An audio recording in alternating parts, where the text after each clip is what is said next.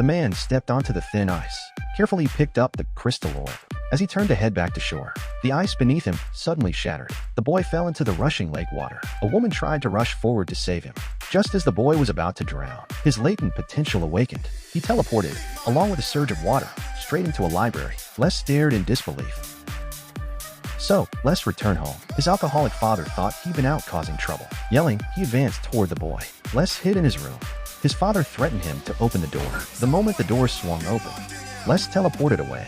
He reappeared in the library, now closed and empty. Recalling the scene from his bedroom, he suddenly teleported right back inside. Realizing he had a superpower, Les hurriedly packed his bags. He said goodbye to the woman and headed alone to New York City. He rented a small apartment and began testing his ability, focusing his mind. He aimed at a tree in the distance and teleported, only to crash right into it. Back in his apartment, Les flipped through a book of photographs. He saw a picture of a building he visited as a child. Memories rushed back. The room began to vibrate. And the next moment, he stood on the rooftop of that very building.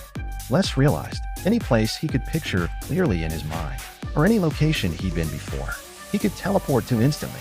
So he formed a bold plan. He walked into a bank, asked to use the restroom, and memorized the layout of the vault. That night, he gathered tools and bags, then teleported directly inside. Les used his power to take stacks of cash. Soon he moved into a luxury apartment, his walls covered with photos from around the world, surrounded by expensive possessions. But his repeated bank robberies had drawn attention. A silver-haired man entered one of the banks, walked straight to the vault, studied its structure, then demanded all security footage and a list of every person who'd accessed the vault. He seemed to understand teleportation, but Les remained unaware. He kept using his power casually, even to grab the TV remote. He'd teleport to his hidden safe for cash, put on a suit, pick up an umbrella, walk out of his New York penthouse, then appear atop Big Ben in London.